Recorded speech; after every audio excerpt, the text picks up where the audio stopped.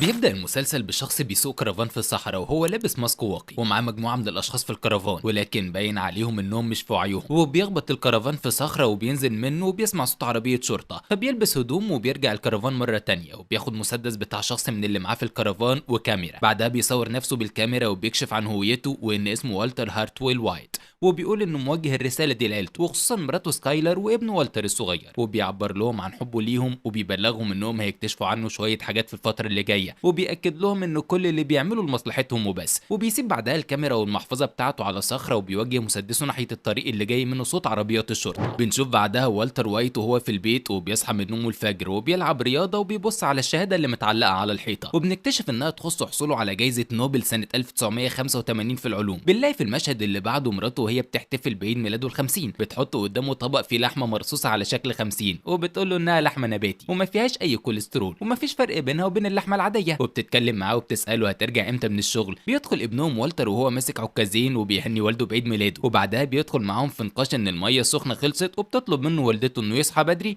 علشان يستحمى قبل الميه ما تخلص، وبيقترح عليهم يشتروا سخان جديد. وبيعترض بعدها الابن عن اللحمه اللي والدته عاملاها وبيقول لهم انه مش هياكل منها وان ريحتها وحشه. وبيوصل والتر وابنه بعد كده الجامعه وبيروح كل واحد لمحاضرته. بنشوف والتر وهو بيشرح للطلاب علم الكيمياء ومعناه، وبيشوف ولد وبنت مش مركزين في المحاضره فبيطلب من الولد تشاد يغير مكانه وبيكون باين على الولد انه معترض. وبننتقل بعد كده لمغسله عربيات وبنشوف والتر وهو واقف على الكاشير وبيحاسب واحده من الزباين. بيجي شخص يبلغه ان في واحد من العمال استقال وانه مضطر يدير هو الحسابات، فبيعترض والتر. بياخد جردل وبيخرج يغسل العربيه وفجاه بيجي له تشاد والبنت اللي كانت معاه وبيصوروه وهو تحت العربيه. بيرجع والتر البيت وبيتفاجئ ان عيلته بتحتفل بعيد ميلاده وعازمين كل القريبين منهم، وبنكتشف من كلام سكايلر مع اصحابها انها حامل. بيبدأ هانك وهو جزء اخت مراته يفرجهم على مسدسه ويعرفهم امكانيات المسدس، وبعدها بيقوم نفس الشخص يشكر في والت وبيتشاركوا في شرب الخمر. بنكتشف ان هناك ضابط في مكافحة المخدرات وبيتفرجوا عليه في التلفزيون بعد مصادرته كمية كبيرة من المخدرات وكمان فلوس كتير، وبيكون والت واقف بعيد. بعدها بيقرب منهم وبيسألوا والت عن التفاصيل والفلوس اللي بيكسبوها التجار، وبيقترح على والت يجي يتفرج عليهم في مرة وهو بيقتحم معمل لصناعة المخدرات، ووالت بيقول له هاجي في يوم من الايام.